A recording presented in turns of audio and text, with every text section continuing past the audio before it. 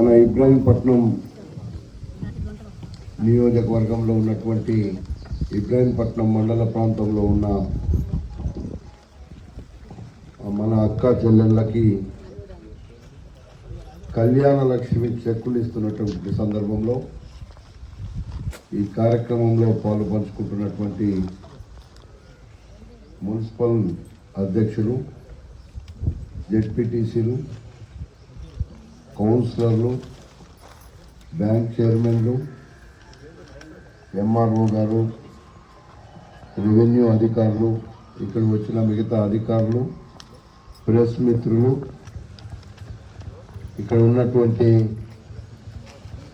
Congress party నాయకులకు, కార్యకర్తలకు, పెళ్లి చేసుకున్నటువంటి అమ్మాయిల తల్లిదండ్రులకు అందరికీ ముందుగా నమస్కారం.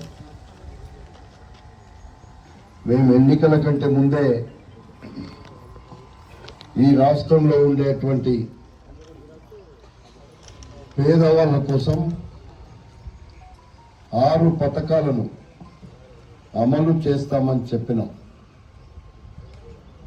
అందులో కళ్యాణ లక్ష్మిని కూడా ఆ రోజు ఇస్తున్నటువంటి దానికంటే 1 తులం బంగారాన్ని అదనంగా ఇస్తామని ఆ రోజు మేము ఎన్నికల మేనిఫెస్టోలోనే చెప్పాము. అది 100కి 100 పాళ్ళు ఇచ్చేటువంటి కార్యక్రమం, అందులో ఏమాత్రం కూడా అనుమానం లేదు. కాకపోతే ఇప్పుడు మీకు ఎప్పుడో రావాల్సిన చెక్కులు ప్రభుత్వం మీకు ఇచ్చే బెనిఫిట్స్ను ఎన్నికల కోడప్పుడు ఇవ్వడానికి వీలుండదు. అందుకే ఇన్ని రోజులు ఆలస్యమైంది. మేము ఆ రోజు 6 పథకాలు అమలు చేస్తాం, పేదోళ్ళకి అందిస్తాం, గ్రామ గ్రామాన ఇస్తామని చెప్పినటువంటి పథకాలు అన్నీ అమలు కావాలంటే ప్రభుత్వం ఎన్నికల నిబంధనలు ఏదైతే ఉన్నాయో అయిపోయిన తర్వాతనే చేయాలి. కాబట్టి ఎన్నికల నిబంధనలు అయిపోయినాయి.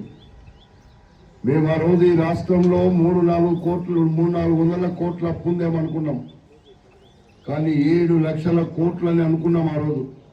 కానీ 9 లక్షల కోట్ల రూపాయలు ఈ రాష్ట్రానికి, ధనిక రాష్ట్రమైన తెలంగాణను కేసీఆర్ అనేటువంటి దుర్మార్గపు ముఖ్యమంత్రి ఆ రోజు 9 లక్షల కోట్ల రూపాయలను అప్పులు చేసి మన నెత్తి మీద పెట్టిండు. ఆ అప్పులు ఎవరు కట్టాలి? పేదవాడు నుంచి కోటీశ్వర్ల వరకు కట్టాలి. మనకు తెలియదు 9 లక్షల కోట్లు కదా మేము కడతామా అనుకుంటారు. మన ఉప్పు మీద, పప్పు మీద, తొక్కు మీద, మన బతుకు మీద, మన పిల్లల చదువు మీద, మనం తాగే నీళ్ల మీద, ప్రతి దాని మీద ధరలు పెరిగినాయి. ఎందుకు పెరిగినాయి అంటే 9 లక్షల కోట్ల రూపాయలు అప్పు చేసి వాళ్ళ కుటుంబం వాళ్ళు దోసుకున్నారు. ఆ అప్పులు మనమే నేర్పాలి. మేమిచ్చినటువంటి 6 పథకాలు, మహిళలకు 2,500 ఇస్తామన్నాం, ఇవ్వవలసిందే. ఉచితంగా కరెంట్ ఇస్తామన్నాం, ఇవ్వవలసిందే. గ్యాస్ సిలిండర్లు ఇస్తామన్నాం 500కే, అది మొదలు పెట్టినాం. ఇల్లు లేనటువంటి నిరుపేదలందరికీ ఇల్లు కట్టించే కార్యక్రమం. ఇట్లా 6 పథకాలను, అందులో ఈ తులం బంగారం కూడా అంటే ఇంకొక 70-75 వేల రూపాయలు యాడ్ చేయాల్సినటువంటి అవసరం ఉంది ఇందులో. ఇవన్నీ అమలు చేయాల్సినటువంటి అవసరం ఈరోజు మా మీద ఉంది. ఇప్పటికే ఆర్టీసీ బస్సు మీరు ఎక్కడికి వెళ్ళినా ఉచితంగా చేసినాం. కరెంటు బిల్లు మీకు ₹1 కట్టాల్సిన పని లేదు, 200 యూనిట్లు మీ కరెంటు బిల్లు ఇస్తున్నాం. కరెంటు బిల్లు మనకు లేట్ అయింది రంగారెడ్డి జిల్లాలో. ఎందుకైందంటే ఎన్నికల కోడ్ ఉంది. వేరే జిల్లాలలో అప్పటికి ఎన్నికల కోడ్ రాలేదు. మీకు ఇప్పుడే మొదలైంది. మీకు 200 యూనిట్ల కరెంటు, మీకు వచ్చే కరెంటు బిల్లు మీరందరూ ఉన్నారమ్మా, ఎంత వస్తుంది ఒక ఇంటికి ఇప్పటిదాకా చెప్పండి నాకు? 600 వస్తుంది. ఎన్ని యూనిట్లు కలుస్తారు తెలియదా? వీడు ఎలక్ట్రిసిటీ వాళ్ళు ఉన్నారనే ఎవరన్నా ఓకే, ఇప్పుడు మీకు 600 కట్టాల్సిన పని లేదు. మీ అందరికి కరెంటు బిల్లు పోద్ది. మరీ ఎక్కువ 200 కంటే ఎక్కువ ఏమైనా యూనిట్లు కాల్చినప్పుడే మీకు బిల్లు వస్తుంది.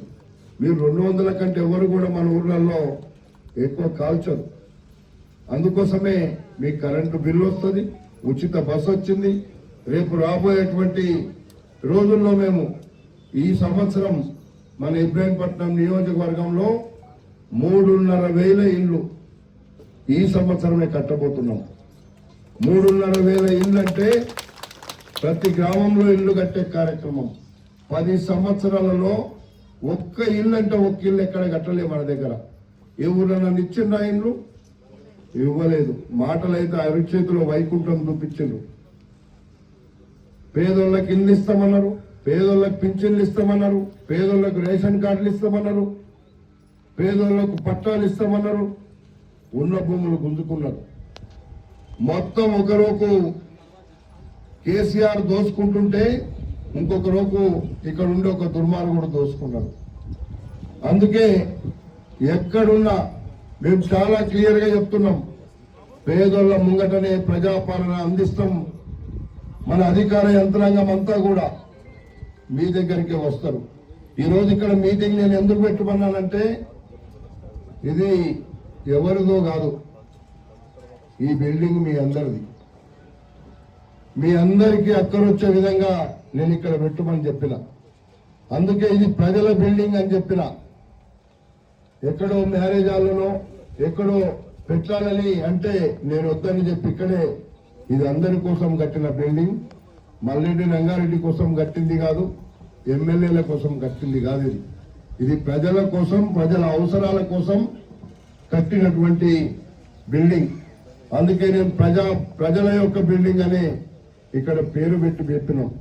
వచ్చే వారం నుంచి మీ అందరి సమస్యల కోసం ఇక్కడ అధికార యంత్రాంగం వారానికి ఒక్క రోజు అందరూ ఆల్ డిపార్ట్మెంట్స్ కూర్చున్నబట్టి ఇక్కడే ఎవరికి ఏ కష్టం ఉన్నా ప్రతి బుధవారం నాడు ఇక్కడ మీరు వచ్చి సర్టిఫికెట్ లేకున్నా, ఇల్లు లేకున్నా, పింఛన్ లేకున్నా, రేషన్ కార్డు లేకున్నా, మీకు ఏ కష్టం ఉన్నా అందరు అధికారులతో పాటు నేను కూడా ఇక్కడే కూర్చుంటా.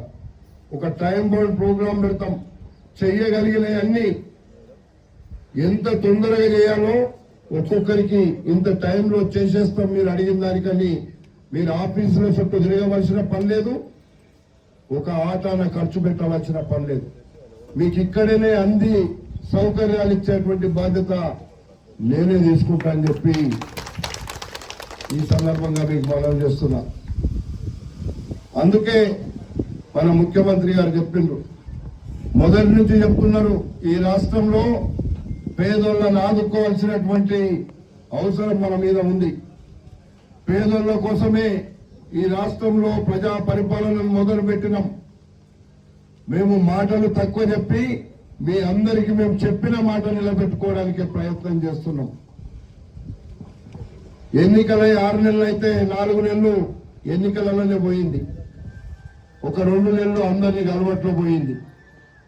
ఇప్పుడు డబ్బులు అప్పులు ఉన్నా సరే అవన్నిటిని కట్టుకుంటూనే మీ మీద ధరలు పెంచకుండా మీకు అన్ని మేము ఏదైతే ఎన్నికల ముందు మీకు ఓట్లేసే ముందు ఈ ప్రభుత్వాన్ని ఇక్కడ మార్చాలని చెప్పే ముందు చెప్పిన పథకాలన్నీ కూడా అమలు చేయబోతున్నాం అనేటువంటి మాట కూడా మీకు ఈ సందర్భంగా మనవి చేస్తున్నా.